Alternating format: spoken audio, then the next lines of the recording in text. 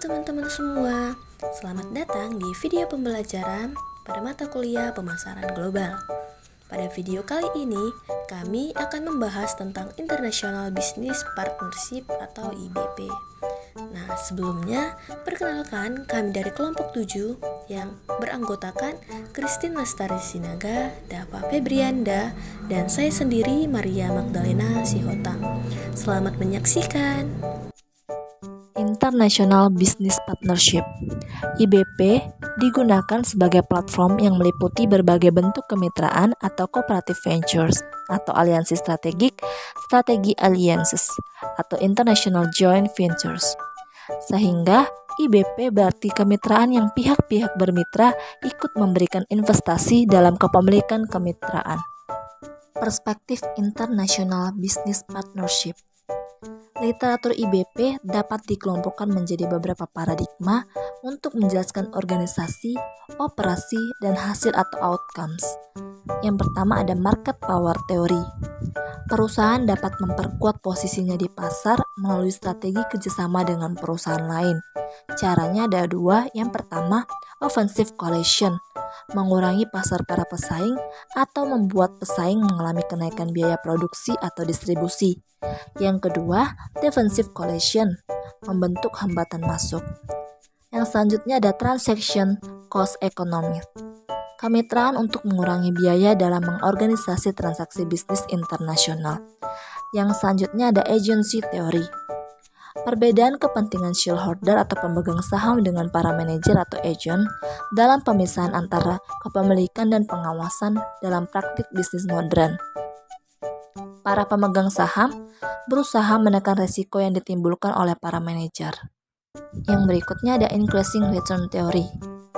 Perusahaan perlu melakukan aliansi untuk menjadi pemain utama dan first mover, terutama untuk perusahaan berteknologi tinggi, seperti produk-produk Microsoft masuk ke pasar lebih awal dan banyak konsumen terbiasa dengan sistem tersebut. Lalu yang selanjutnya ada resources based view.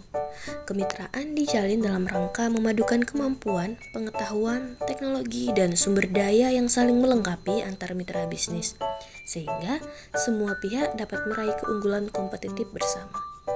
Lalu ada behavioral perspective.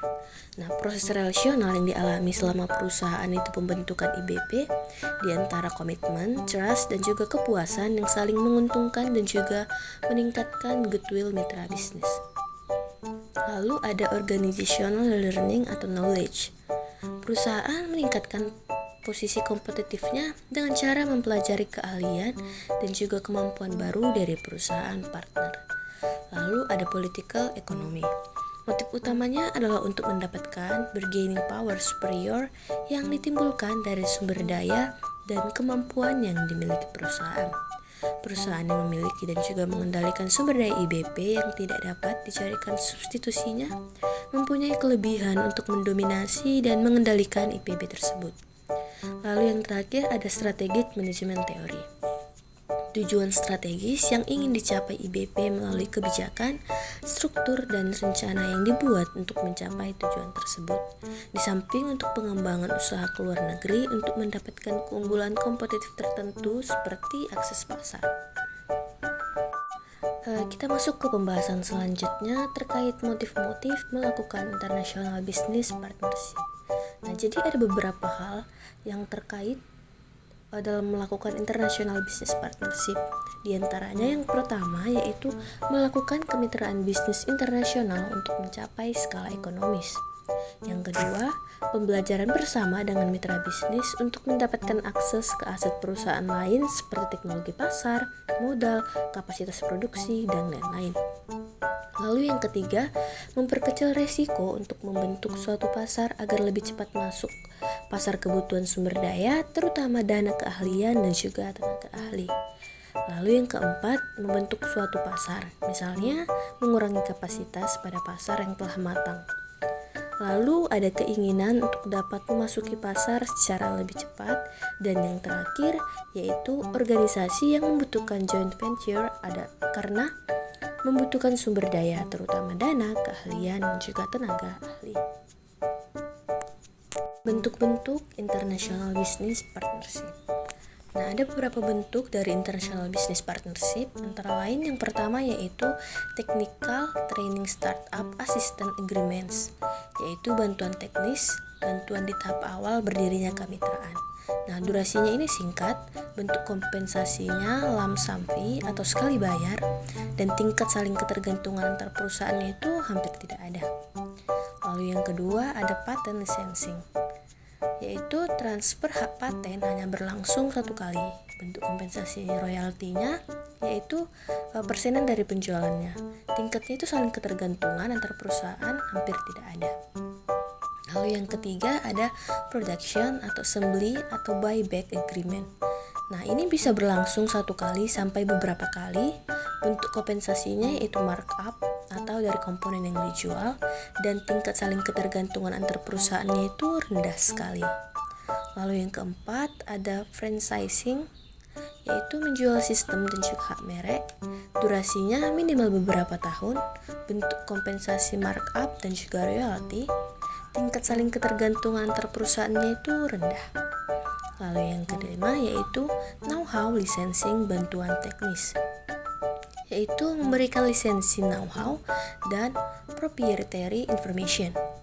Ada interaksi dalam masalah teknis dan juga administrasi, yaitu beberapa tahun. Nah, bentuk kompensasinya yaitu lump sum fee dan royalty, dan tingkat saling ketergantungan antar perusahaannya itu rendah. Lalu ada manajemen atau marketing atau distribution service agreement, yaitu memberikan jasa pengelolaan atau pemasaran dan juga distribusi. Ada interaksi dalam masalah teknis dan administrasi dalam beberapa tahun, dan bentuk kompensasinya yaitu lump sum fee dan royalty. Tingkat saling ketergantungan antar perusahaannya sangat rendah. Lalu ada non-equity cooperative agreement dalam bentuk yang pertama ada exploration atau konsortia, mendanai mega proyek yang butuh dana besar, terdiri dari banyak ataupun beberapa pihak perusahaan.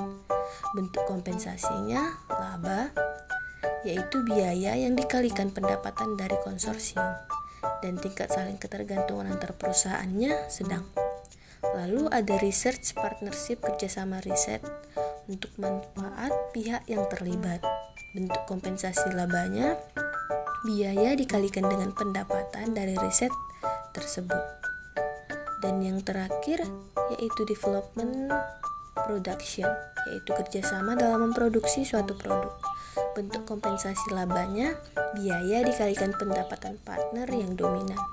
Tingkat saling ketergantungan antara perusahaannya sedang. Nah, lalu yang terakhir yaitu ada bentuk equity joint venture. Nah, joint venture dalam bentuk kepemilikan saham. Bentuk kompensasi ataupun pembagian sahamnya itu yaitu dividen, dan tingkat saling ketergantungan antar perusahaan tinggi. Kita masuk ke pembahasan berikutnya tentang keuntungan dari IBP. Nah, peningkatan pendapatan dari IBP secara langsung meliputi yang pertama, akses ke pengetahuan pasar dari partner. Yang kedua, akses ke aset tidak berwujud seperti teknologi dan juga hak paten. Yang ketiga, akses kontak ke pemerintah dan juga pembeli itu penting. Yang keempat, memasuki pasar lebih cepat. Dan yang kelima, berkurangnya satu pesaing sehingga pangsa pasar menjadi lebih besar. Nah, sedangkan peningkatan pendapatannya secara tidak langsung yaitu yang pertama, membantu identifikasi peluang bisnis saat kini maupun di masa yang akan datang. Yang kedua, lini produk menjadi lengkap sehingga dapat meningkatkan penjualan. Dan yang ketiga, mendapatkan ide teknis atau ide produk baru yang dipelajari dari partner. Nah, untuk penurunan biaya dari IBP secara langsung meliputi yang pertama, skala ekonomis dari pangsa pasar yang lebih besar. Yang kedua, insentif pemerintah ataupun subsidi terhadap kemitraan. Yang ketiga, akses ke faktor produksi yang lebih murah dari partner. Dan yang keempat, metode teknologi produksi dan administrasi yang dikontribusikan oleh partner.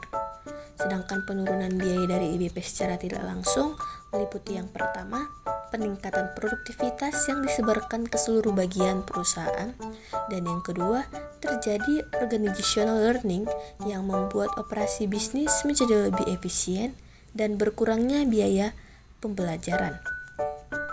Selanjutnya berlanjut kepada kerugian IBP. Penurunan pendapatan dari IBP secara langsung yang pertama dapat menghalangi perusahaan untuk melakukan ekspansi ke lini bisnis lain di masa depan. Yang kedua, partner dapat menguras keuntungan dari ekspansi bisnis atau tidak memberikan kontribusi yang proporsional. Yang ketiga, partner menetapkan harga jual produk atau jasa dari kemitraan lebih rendah dari harga jual sebelum bermitra. Yang secara tidak langsung, yang pertama, keinginan partner untuk melakukan penjualan ke luar negeri berkurang, sehingga mengurangi peluang mendapatkan laba. Yang kedua, partner menjadi calon pesaing di masa depan. Yang ketiga, partner hanya mau menerima tetapi tidak mau membagi pengetahuannya. Lalu, peningkatan biaya dari IBP secara langsung. Yang pertama, biaya melakukan transfer teknologi atau keahlian kepada partner.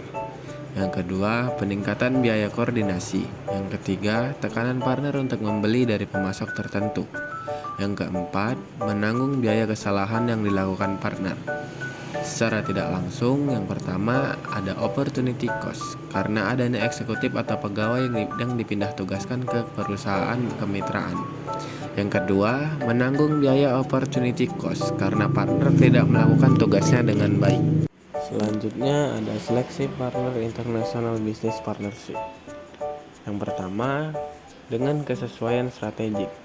Ini adalah kombinasi rantai nilai dari partner yang terlibat dapat mencapai keunggulan kompetitif yang berkesinambungan. Kesesuaian ini bersumber dari beberapa faktor, di antaranya yang pertama, power yang sama atau seimbang, yaitu perusahaan besar dengan perusahaan besar. Yang kedua, sumber daya dan keterampilan, mengisi kekurangan dan kelebihan. Dan yang ketiga ialah sasaran jangka panjang yang tidak saling berbenturan. Lalu ada kesesuaian kultural, yaitu saling mempelajari perbedaan budaya dan saling berkompromi terhadap masalah kultural yang ada, terutama pada konteks bisnis internasional. Kesesuaian kultural tidak hanya mencakup sistem dan struktur perusahaan, tetapi juga meliputi hal-hal seperti orientasi terhadap lingkungan, karyawan, teknologi, konsumen, inovasi, dan lainnya. Terdapat beberapa kunci sukses dalam membina International Business Partnership. Yang pertama, ada kompetensi inti. Keharusan memiliki kompetensi inti yang baik sebelum memutuskan untuk membentuk kemitraan. Yang kedua, memilih mitra bisnis yang tepat dan potensial yang memiliki kompetensi dan dapat menjalin kerjasama yang seirama dan selaras. Lalu, memilih negara atau pasar asing yang memiliki kompetensi pasar yang luas atau pasar yang dapat menjadi jembatan menuju pasar lain. Lalu, memilih bentuk kemitraan yang tepat untuk bisnis yang dapat mendorong hubungan yang saling menguntungkan dan orientasi jangka panjang. Lalu, membentuk dan membina hubungan personal yang akrab dengan partner. Selanjutnya, menunjukkan komitmen yang serius dalam situasi susah maupun senang. Saling ketergantungan terutama pada kompetensi yang saling melengkapi dan berkontribusi pada penciptaan nilai. Menjalin komunikasi yang baik dengan partner sehingga kerjasama dapat terjalin dengan baik. Membangun kepercayaan untuk menciptakan kerjasama dalam jangka panjang adalah salah satu hal yang sangat penting. Suatu kesadaran untuk memahami perspektif dan sudut pandang terhadap budaya lain. Dan yang terakhir, membangun komitmen dengan mengembangkan gambaran bersama yang berorientasi ke masa depan, prinsip dan praktek untuk mencapai tujuan. Selanjutnya ada kompetensi relasional dalam International Business Partnership. Yang pertama ada trusting ability, yaitu kecenderungan untuk mempercayai bahwa pihak lain dapat diandalkan, loyal, dapat dipercaya, dan kecenderungan perilaku untuk menunjukkan kepada pihak lain bahwa pihak yang bersangkutan dapat melakukan hal yang sama. Yang kedua, sensitivitas antar pribadi, kecenderungan untuk mendorong terjadinya kedekatan dalam hubungan dengan memupuk rasa saling berbagi, memahami kepentingan bersama, serta saling keterbukaan. Yang ketiga, intimasi, kecenderungan perilaku untuk membantu dan mendukung pihak lain, terutama pihak yang sedang membutuhkan bantuan atau mengalami tekanan. Sekian pemaparan dari kelompok kami, kurang dan lebihnya mohon maaf, dan sampai ketemu di video pembelajaran selanjutnya. Bye-bye.